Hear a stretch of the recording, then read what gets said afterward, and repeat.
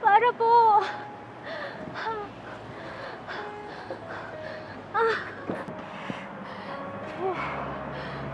Manong, tulungan niyo po ako. Parang awa niyo na. Manganganak na po yata ako. Punta po tayo sa ospital. May pambayad ka ba? 1,000 ha? Naku, Manong. Wala po yata akong ganyang pera ngayon. Pero, tulungan niyo po ako, Manong. Maawa na kayo. Miss, hindi ako sigurado kung hanggang saan naabot ng sakit ng tiyan mo. At saka baka dito ka pa magdulo sa taxi ko. Manong, maawa na po kayo. Tulungan niyo lang po ako. Mamaya po, babayaran ko po kayo, pangako po. Basta, dalhin niyo lang po ako sa ospital. O kaya po tumawag po kayo na ambulansya. Miss, may mga pangangailangan din ako. Kailangan ko ng pera. At kung wala kang pambayad, sa ibang taxi ka na lang sumakay. Manong, parang awa niyo na po. Manganganak na po ako. Sige na. Punta na tayo sa ospital, please. Lumipat ka na ng ibang taxi. Manong. Sige na. Manong. Bumaba ka na.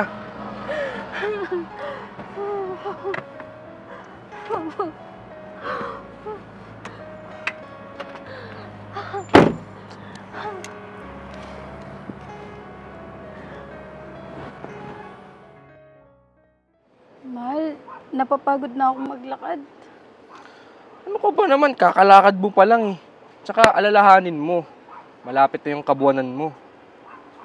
Pero mahal, di ba araw-araw naman tayo naglalakad? Huwag ka nang makulit. Para din naman sa'yo yan. Para di ka mahirapan manganak.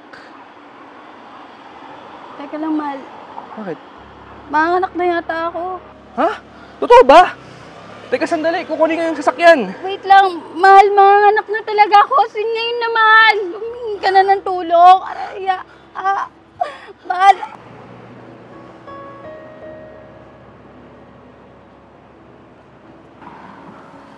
Ano pong nangyari? Miss, tulungan mo kami. Manganak na ata yung asawa ko eh. Miss, tulong. Sandali! Mas na yata yung baby ko. Ako na po dito. Student nurse pa lang po ako, pero magtiwala po kayo sa akin. Sige, sige.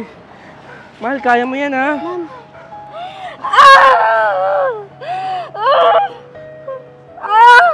Kaya mo yan, sige.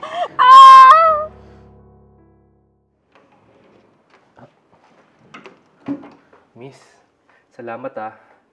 Tinulungan mo kami. Tsaka ligtas yung mag-ina ko. Alam mo, kung wala ka dun, baka napaano na yung anak ko. Lalong-lalo na yung asawa ko. Wala po yun. Buti na lang po. Masaya po akong natulungan kayo. Oo nga pala. Ba't mo pala kami tinulungan? Estudyante ka pa lang.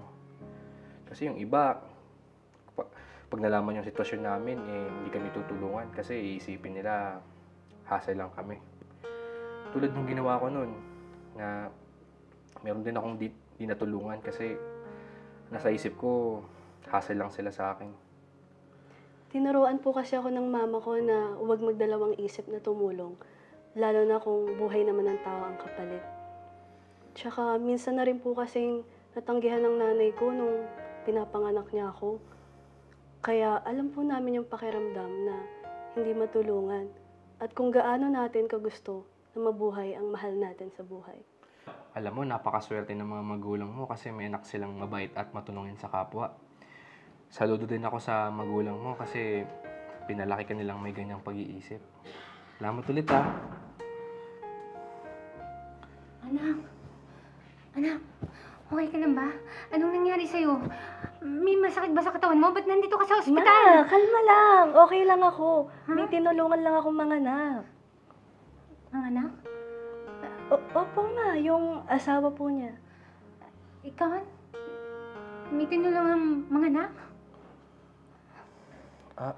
Siya ang nanay mo? At anak mo siya? Oo. Teka, magkakilala po kayo? Naalala mo yung sinabi ko sa'yo kanina na minsan meron na rin akong hindi natulungan. Di ko akalain na siya palang nanay mo at ikaw yung batang dinadala niya noon. Mrs., sana mapatawad mo ako. Pinagsisisihan ko ang nangyari na yun. Tsaka, ngayon ko napagtanto na kung gaano kahalaga ang bawat minuto. Tsaka kung alam mo lang nangyari ngayon, hindi ko akalain na yung taong tinanggihan ko noon, siya pa yung tutulong sa akin ngayon. Wala yun, huwag kang mag-alala. Alam mo, matagal na kitang pinatawad. At saka, siguro kahit kilala ka ng anak ko na dating hindi tumulong sa akin, talagang tutulungan ka niya. Alam mo kung bakit? Kasi simula nung pinanganak pa siya, tinuro ko na sa kanya kung paano maging mabuting tao. Nako, nakakatuwa naman po pala yun. Ito, promise, pinapangako ko na palalakihin ko rin yung anak ko na isang mabuti at matulungin sa kapwa niya. Maraming salamat ulit ha. Malaking utang na loob ko sa inyo.